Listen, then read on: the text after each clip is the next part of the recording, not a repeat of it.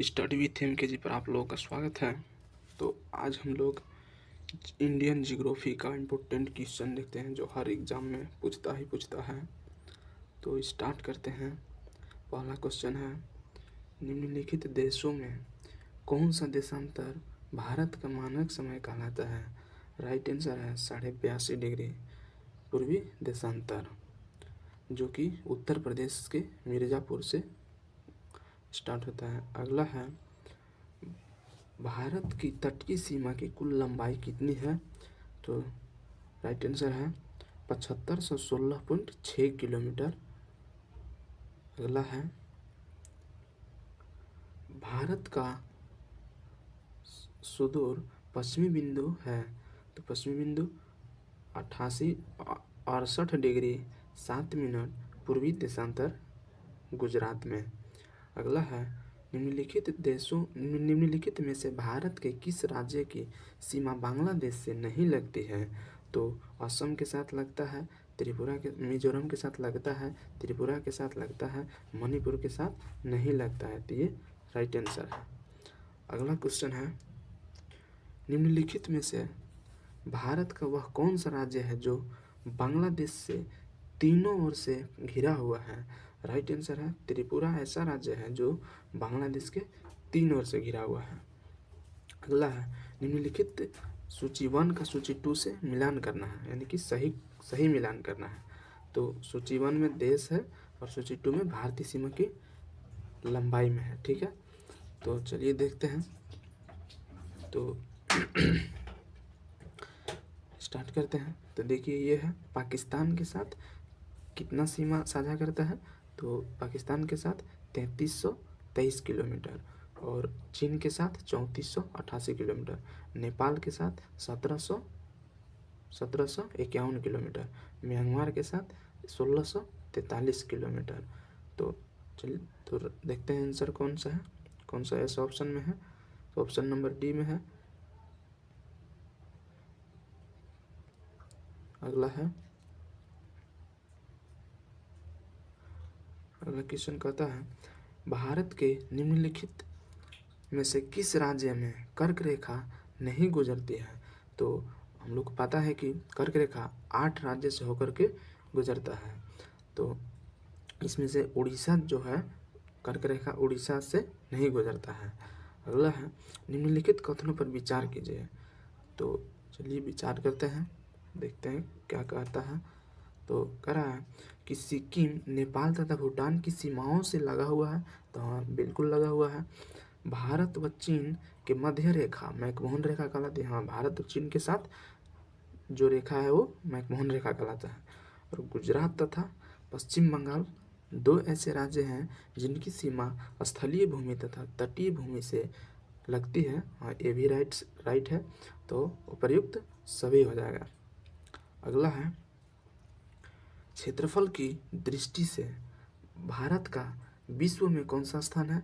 तो विश्व में 7वां स्थान है। अगला क्वेश्चन है, निम्नलिखित में से असुमेलित युग्म का चयन कीजिए। तो असुमेलित का चयन करना है, ये राज्य है और ये राजधानी है। तो नागालैंड की राजधानी कोहिमा, ये तो सही है। मेघालय की राजधानी शिलोंग, ये भी सही है। मणिपुर की राजधानी आइजोल नहीं है, ये गलत है। तो सिक्किम की राजधानी गंगटोक, ये सही है। अगला है, भारत की उत्तर से दक्षिण की लंबाई कितनी है? तो उत्तर से दक्षिण की लंबाई कितना है? तो 3214 किलोमीटर है। और 2933 जो है, ये है पश्चिम से पूर्व की लंबाई, 2933 किलोमीटर है। ठीक है, तो हम लोग का राइट आंसर हो जाएगा 3214 किलोमीटर उत्तर से दक्षिण की लंबाई। नेक्स्ट क्वेश्चन है, भारतीय तट रेखा से कितने समुद्री मील तक हिंद महासागर में प्रादेशिक समुद्री सीमा क्षेत्र का विस्तार है? तो 12 समुद्री मील का है।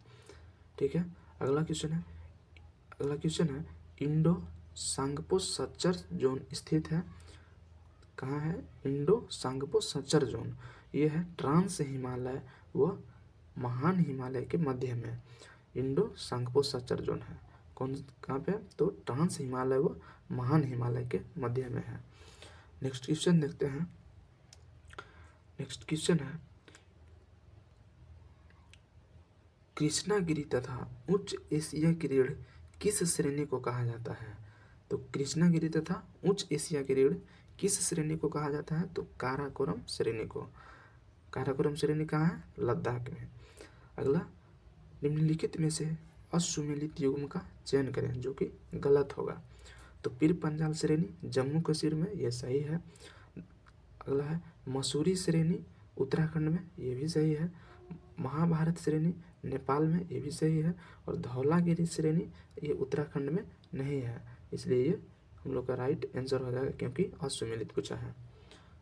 अगला है कश्मीर घाटी व काठमांडू घाटी किन हिमालयों के मध्य स्थित है? तो किन हिमालयों के मध्य स्थित है? महान हिमालय व लघु हिमालय के मध्य है। अगला क्वेश्चन कहता है कि हिमालय के प्रादेशिक विभाजन के आधार पर असत्य युग्म है, यानी कि जो गलत होगा। तो पंजाब हिमालय की लंबाई कितना है? 560, ये सही है। और कुमाऊं हिमालय की लंबाई 420 किलोमीटर नहीं है।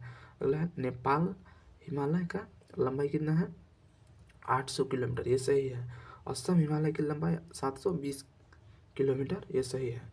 अगला कहता है कि विश्व की सर्वोच्च चोटी माउंट एवरेस्ट स्थित है, तो ये है नेपाल हिमालय में। अगला है शुष्क प्रदेशों में पाई जाने वाली क्षारीय या लवणीय मृदा को कहा जाता है? रेह कहा जाता है।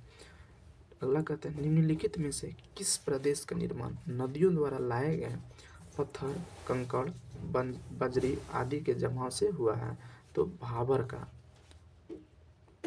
अगला है दक्षिण भारत की सर्वोच्च चोटी कौन सी है? तो ये अनाईमुदी है, दक्षिण भारत की सर्वोच्च चोटी। अगला है विश्व में सर्वाधिक वर्षा वाला स्थान मोसिनराम किस पहाड़ी पर स्थित है? तो खांसी की पहाड़ी पर स्थित है। अगला है निम्नलिखित में से असत्य युग्म का चयन कीजिए। तो असत्य युग्म का चयन कर रहा है, जो कि गलत होगा। तो थोड़ा सा कम आ रहा है, मतलब ब्लर टाइप दिख रहा है। रिउल पीक 730 किलोमीटर इसका ऊंचाई नहीं है मीटर में। माउंट थुलियर 642 मीटर, ये सही है। माउंट डियोवेली ये सही है, 515 मीटर। और गाउंट कोयोल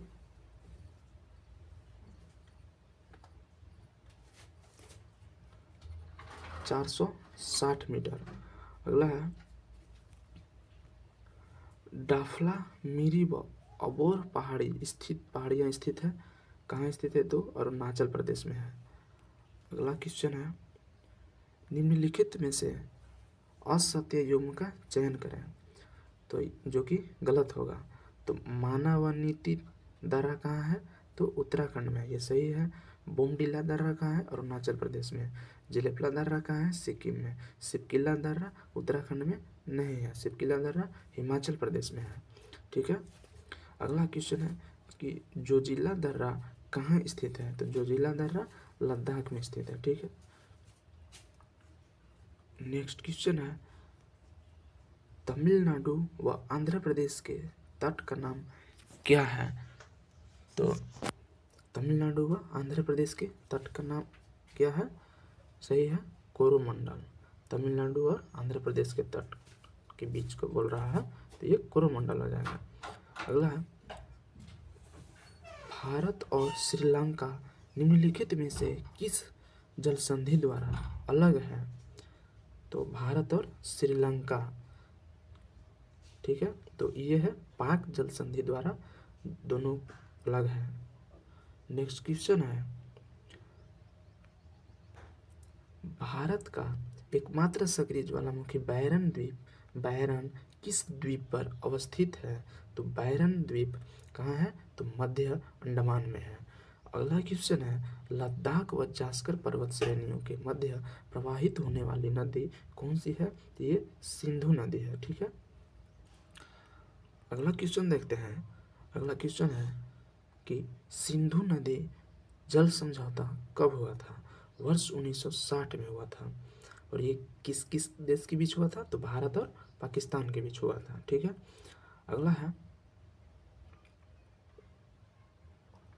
तुलबुल तथा उरी परियोजना किस नदी पर बनी है? तो ये झेलम नदी पर बना हुआ है। नेक्स्ट क्वेश्चन है कि रुद्रप्रयाग किन नदियों का संगम है? तो रुद्रप्रयाग मंदाकिनी और अलकनंदा के नदियों का संगम को रुद्रप्रयाग है। ठीक, रुद्रप्रयाग बोलते हैं। अगला क्वेश्चन है कि दक्षिण भारत की सबसे बड़ी नदी कौन सी है? तो दक्षिण भारत की सबसे बड़ी नदी गोदावरी नदी है। ठीक है, अगला क्वेश्चन कहता है, निम्नलिखित सूची 1 को सूची 2 से सुमेलित कर सही कुट का चयन करें। तो सही कुट का चयन करते हैं। देखिए, ये सूची 1 में नदी दिया गया है और सूची 2 में सहायक नदियाँ दिया गया है। ठीक है, तो इसको मिलान करना है। तो देखिए, ब्रह्मपुत्र नदी की जो सहायक नदी है वो है मानस, तीस्ता, लोहित। ये ब्रह्मपुत्र नदी का सहायक नदी है। ठीक है, और कृष्णा नदी की सहायक नदी, कृष्णा की सहायक नदी है तुंगभद्रा, घाटप्रभा, भीमा। ये कृष्णा नदी की सहायक नदी है। और महानदी की सहायक नदी कौन कौन है? तो महानदी की सहायक नदी है शिवनाथ, ओंग, मोड और तेल। ये महानदी की सहायक नदी है। और बच गया कौन सा? तो सूची 1 बच गया। तो ये है कावेरी का सहायक नदी। कौन कौन है? तो भवानी, अक्कारवती और सुवर्णवती नदी। ठीक है, अगला क्वेश्चन देखते हैं। अगला क्वेश्चन है कि गंगा की सहायक नदी है, गंगा की सहायक नदी नहीं है। तो कौन सा नहीं है? रामगंगा है, गोमती नदी है, घाघरा नदी है। ये ब्राह्मणी नदी नहीं है गंगा की सहायक नदी। ठीक है, अगला है, नेक्स्ट क्वेश्चन है, पेनगंगा एवं वेनगंगा किस नदी की सहायक नदियां हैं? तो ये गोदावरी नदी की सहायक नदी है। पेनगंगा एवं वेनगंगा गोदावरी नदी की सहायक नदी है।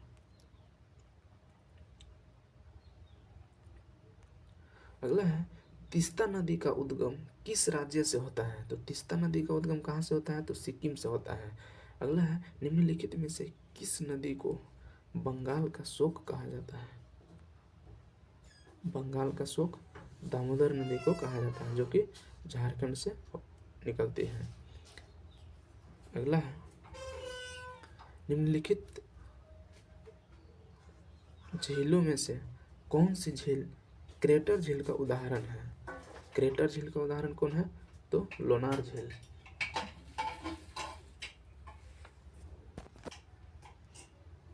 अगला क्वेश्चन है, भारत के किस राज्य में लोकटक झील स्थित है? लोकटक झील मणिपुर में है।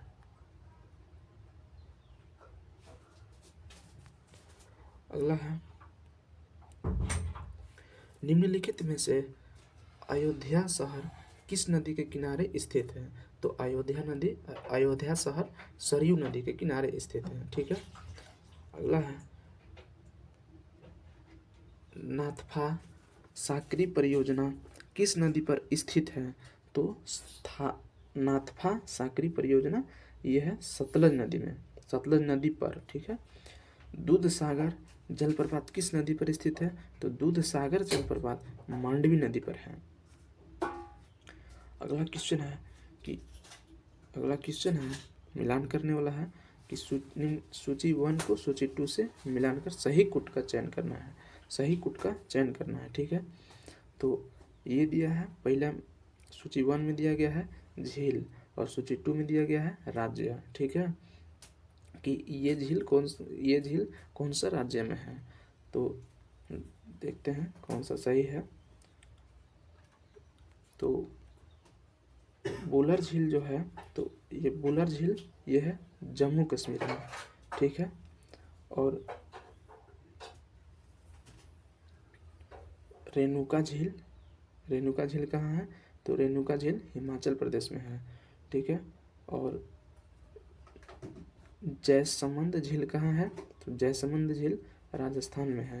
एक बच गया एक ठे डी। तो अष्टमुदी झील कहाँ है, अष्टमुदी झील ये केरल में है, ठीक है।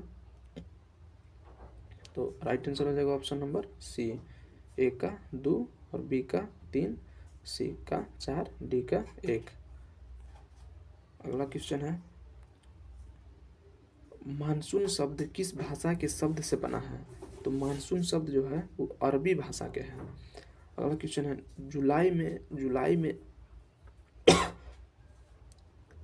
अंतः उष्णकटिबंधीय अभिरण क्षेत्र स्थित होता है 25 डिग्री उत्तरी अक्षांश के आसपास, ठीक है। अगला क्वेश्चन देखते हैं, पश्चिम बंगाल में होने वाली मानसून पूर्व वर्षा को क्या कहते हैं, तो काल वैशाखी कहते हैं।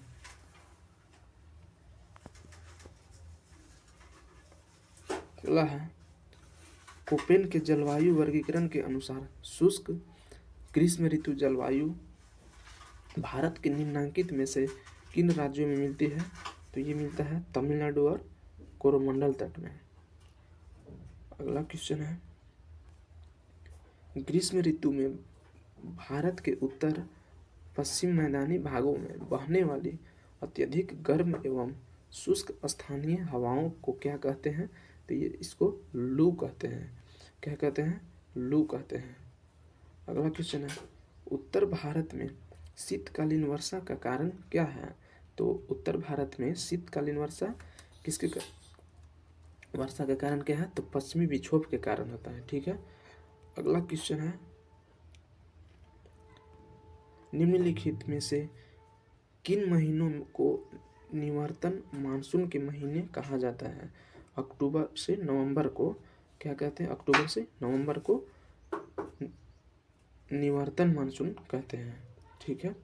अगला क्वेश्चन है, भारतीय मानसून को प्रभावित करने वाला एल नीनो है, यह उष्ण समुद्री धारा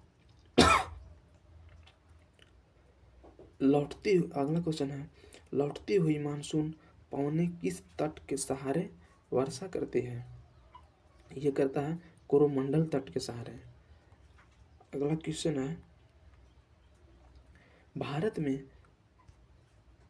सबसे कम वर्षा वाला स्थान कहाँ है, तो सबसे कम वर्षा वाला स्थान लेह है।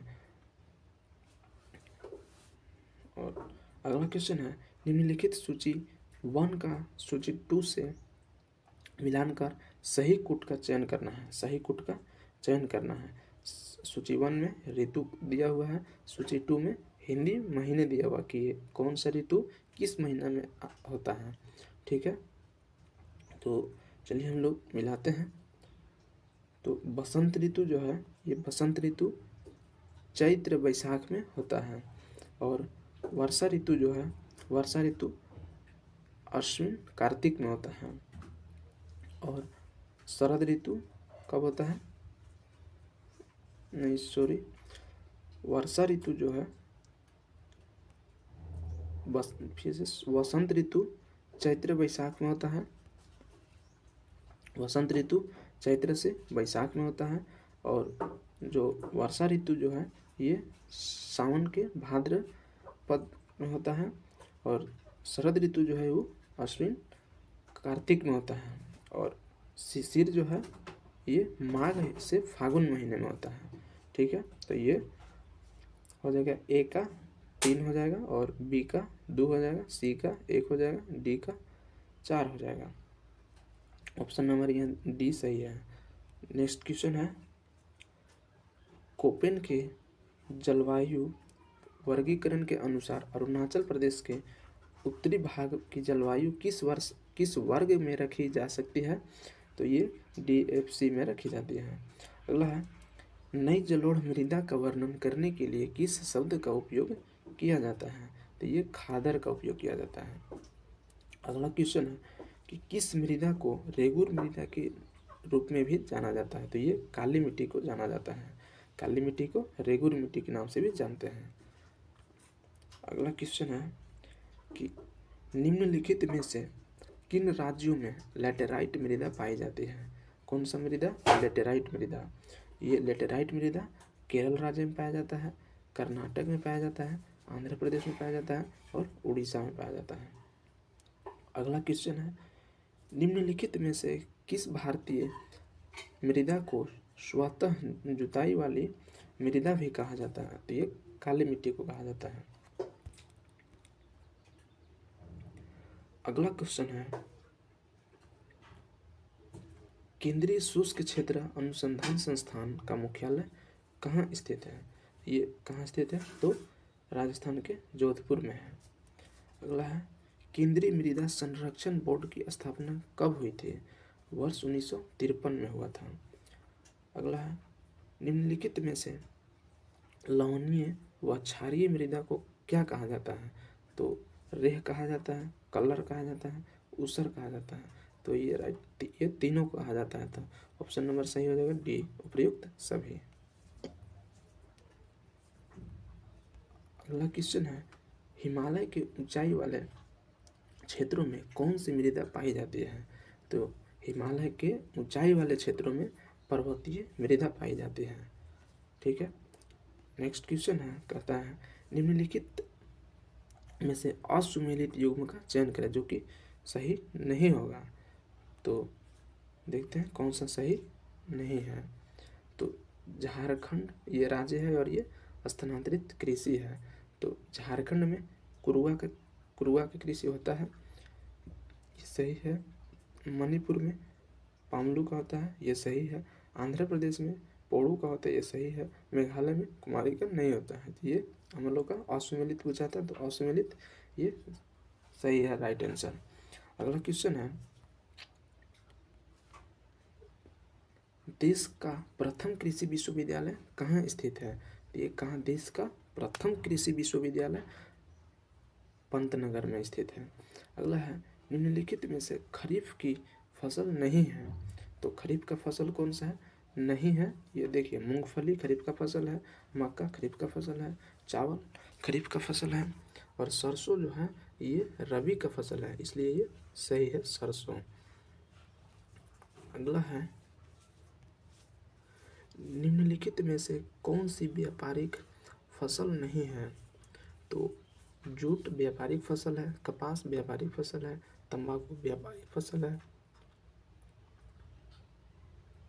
सोयाबीन जो है, सोयाबीन ये व्यापारिक फसल नहीं है। तो राइट आंसर हो जाएगा सोयाबीन। अगला क्वेश्चन है, भारत का प्रथम पूर्ण जैविक खेती वाला राज्य कौन सा है? तो जैविक खेती वाला राज्य सिक्किम है।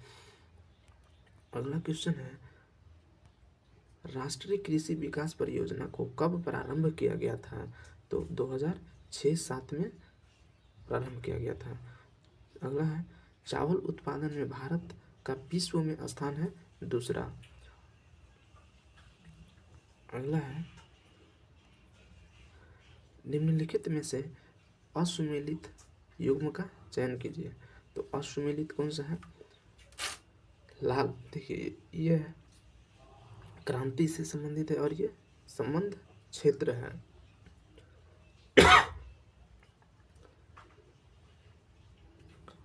लाल क्रांति टमाटर उत्पादन से है, गोल क्रांति आलू उत्पादन से है, अमृत क्रांति कपास उत्पादन से नहीं है और गुलाबी क्रांति ये झींगा मछली उत्पादन से है। तो ये गलती है, इसलिए ये अमृत क्रांति सही है। अगला है, भारत में हरित क्रांति के जनक कौन है? भारत में हरित क्रांति के जनक MS Swaminathan. America robusta liberica किस फसल की किस्म है? तो ये कॉफी का फसल का किस्म है। अगला है, निम्नलिखित में से किसको सुनहरा रेशा भी कहा जाता है? तो जूट को सुनहरा रेशा भी कहा जाता है। केंद्रीय तंबाकू अनुसंधान संस्थान कहाँ स्थित है? राजमुंद्री में। अगला है ओस, अमन, बोरो किस फसल की किस्म है? तो ये चावल के को फसल का किस्म है। अगला है भारत के प्रथम राष्ट्रीय उद्यान का क्या नाम है? तो जिम कॉर्बेट राष्ट्रीय उद्यान है, जो कि कहाँ है? उत्तराखंड में है।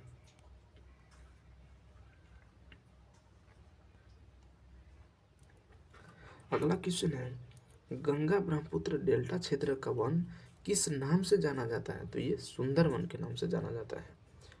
अगला क्वेश्चन है गौतम बुद्ध वन्य जीव अभयारण्य किस राज्य में स्थित है? तो ये बिहार में है। गौतम बुद्ध वन्य जीव अभयारण्य किस राज्य में है? बिहार में है। अगला है निम्नलिखित में से असुमेलित युग्म का चयन कीजिए। तो असुमेलित का चयन करना है जो कि गलत है। तो औरंगा बाघ रिजर्व असम में, ये सही है। वाल्मीकि बाघ रिजर्व बिहार में, ये भी सही है। और धौलपुर करौली बाघ रिजर्व राजस्थान, ये भी सही है। इंद्रावती बाघ रिजर्व कहाँ है? ये उड़ीसा में नहीं है। तो हम लोग का राइट आंसर हो जाएगा इंद्रावती बाघ रिजर्व। अगला क्वेश्चन है लौह अयस्क खनन क्षेत्र एवं राज्य में से कौन सा एक सही सुमेलित नहीं है? तो सुमेलित सही नहीं है, तो हम लोग का जो कि गलत चुनना है, जो कि गलत होगा। तो बैलाडीला ये झारखंड में नहीं है। कुद्रेमुख कर्नाटक में है, ये सही है। गुरुमहिसानी उड़ीसा में, ये भी सही है। नोआमुंडी झारखंड में, हाँ ये नोआमुंडी झारखंड में है। ठीक है, झारखंड के नोआमुंडी पश्चिमी सिंहभूम में नोआमुंडी। ठीक है। अगला क्वेश्चन है छोटा नागपुर के पठार में निम्नलिखित में से कौन सा खनिज नहीं पाया जाता है? छोटा नागपुर में तो लोहा पाया जाता है, मैंगनीज पाया जाता है, कोयला पाया जाता है और सोना नहीं पाया जाता है। तो राइट आंसर हो जाएगा सोना। ये छोटा नागपुर का पठार कहाँ है? तो झारखंड में पाया जाता है। कोयला भी सर्वाधिक पूछेगा तो झारखंड। ठीक है। अगला क्वेश्चन है निम्नलिखित में से कौन सा परंपरागत ऊर्जा का स्रोत नहीं है? तो पेट्रोलियम एक परंपरागत ऊर्जा का स्रोत है, प्राकृतिक गैस एक परंपरागत स्रोत है, कोयला एक परंपरागत ऊर्जा का स्रोत है और भूतापीय ऊर्जा जो है ये गैर परंपरागत ऊर्जा का है। ठीक है, इसलिए राइट आंसर हो जाएगा भूतापीय ऊर्जा। अगला क्वेश्चन है अभ्रक उत्पादन केंद्र कोडरमा किस राज्य में स्थित है? अभ्रक उत्पादन केंद्र, तो ये कोडरमा झारखंड का एक जिला है कोडरमा। ये तो कोडरमा किस राज्य में स्थित है? तो ये झारखंड में स्थित है। अगला क्वेश्चन है निम्नलिखित सूची 1 का सूची 2 से मिलान कर सही कोट का चयन कीजिए।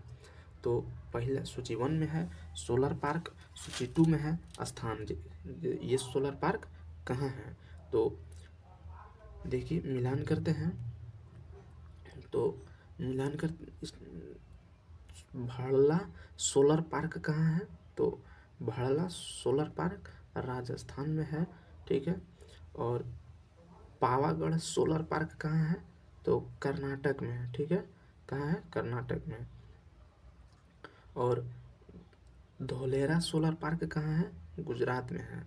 और बच गया ऑप्शन ए और डी कुड़प्पा सोलर पार्क कहाँ है? तो कुड़प्पा सोलर पार्क जो है ये आंध्र प्रदेश में है। तो राइट आंसर कौन हो जाएगा? ए का 4 और बी का 3 और सी का 1, डी का 2। राइट आंसर हो जाएगा option number C. Next question है निम्नलिखित में से देश की महत्वपूर्ण सेना की खदान नहीं है? हट्टी है, कोलार है, रामगिरी है, कालाहांडी में नहीं है। ठीक है। नेक्स्ट क्वेश्चन है प्रसिद्ध जादूगोड़ा खान किस खनिज अच्छा सॉरी, यहाँ पे सेना कह देते हैं, यहाँ पे सोना है, सोना की खदान नहीं है।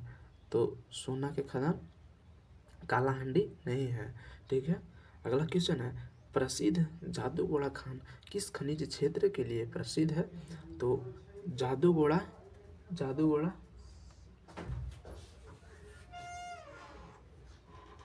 जादूगोड़ा कहाँ है?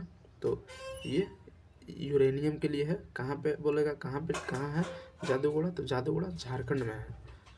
ठीक है, अगला क्वेश्चन है, पलामू व लोहरदगा किस खनिज क्षेत्र के लिए प्रसिद्ध है? तो पलामू और लोहरदगा बॉक्साइट के लिए है। और पलामू और लोहरदगा किस राज्य में स्थित है? तो ये झारखंड में स्थित है। ठीक है, कहाँ स्थित है? झारखंड में।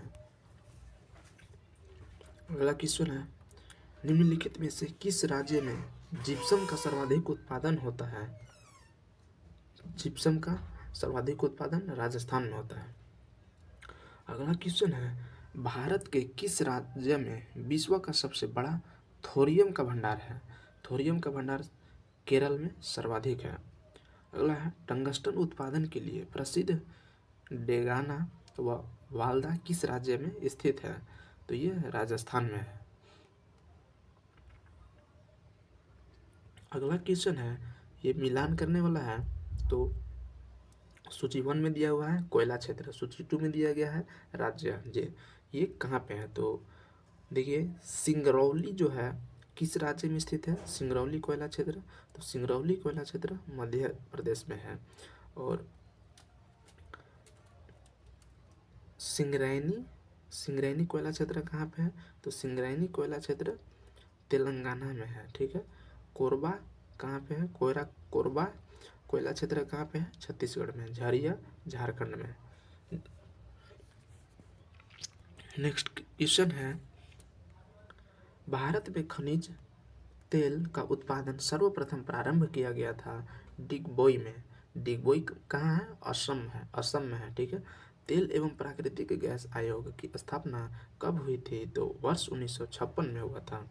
अगला क्वेश्चन कहता है, निम्नलिखित में से कौन सा खनिज तेल क्षेत्र गुजरात में स्थित है नहीं है? तो अंकलेश्वर है, अलिया बेट है, कोसाबा है, सुरमा घाटी नहीं है, इसलिए ये सही है। हम लोग से नहीं है पूछा था।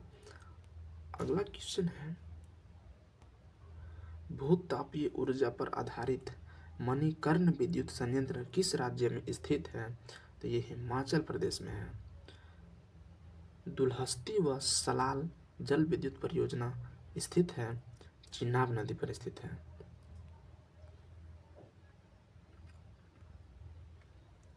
अगला क्वेश्चन है, भारत में प्रथम जल विद्युत संयंत्र की स्थापना 1897 ईस्वी में कहाँ की गई थी? तो ये दार्जिलिंग में किया गया था। ठीक है, अगला क्वेश्चन है, 2011 की जनसंख्या 2011 के अनुसार सर्वाधिक जनसंख्या वाला 4 राज्य का नाम बताइए। तो पहला है उत्तर प्रदेश, महाराष्ट्र, बिहार, पश्चिम बंगाल, ये 4 राज्य हैं। ठीक है, जनगणना वर्ष 2011 के अनुसार भारत की साक्षरता दर कितनी थी? तो 73.00% था। ठीक है, अगला क्वेश्चन है, भारत की जनसंख्या में ऋणात्मक वृद्धि दर किस दशक में दर्ज की गई थी? 2000 नहीं वर्ष 1911 से 1921 के मध्य में जनसंख्या ऋणात्मक वृद्धि दशक मतलब ऋणात्मक दर हुआ था। ठीक है, वृद्धि दर हुआ था। अगला है, किस राज्य में अनुसूचित जनजाति एसटी की जनसंख्या सर्वाधिक है? मध्य प्रदेश में एसटी की जनसंख्या सबसे ज़्यादा है। ठीक है, अगला क्वेश्चन है, जनसंख्या की दृष्टि से भारत का सबसे छोटा राज्य कौन सा है? तो ये सिक्किम है। अगर क्षेत्रफल में अगर छोटा बोलेगा तो गोवा होगा, लेकिन जनसंख्या में बोल रहा है तो ये सिक्किम है। ठीक है, अगला है, लिंगानुपात किसे कहते हैं? तो लिंगानुपात जो है प्रति 1000 पुरुषों पर स्त्रियों की संख्या को लिंगानुपात कहते हैं। अगला है, सूची 1 का सूची 2 से यहाँ भी फिर मिलान करना है। तो सूची 1 में राज्य है, सूची 2 में लिंग अनुपात है। तो केरल में लिंग अनुपात कितना है? तो केरल में लिंग अनुपात 1084 है। और तमिलनाडु में लिंग अनुपात कितना है? तो 996 है। और आंध्र प्रदेश में कितना है? तो आंध्र प्रदेश में कितना है? 993। मणिपुर में कितना है? 992।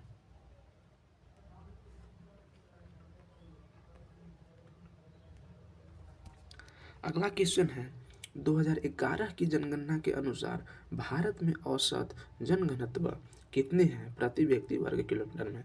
तो 382 है। अगला है, ब्रिटिश भारत की प्रथम जनगणना के समय वायसराय कौन था?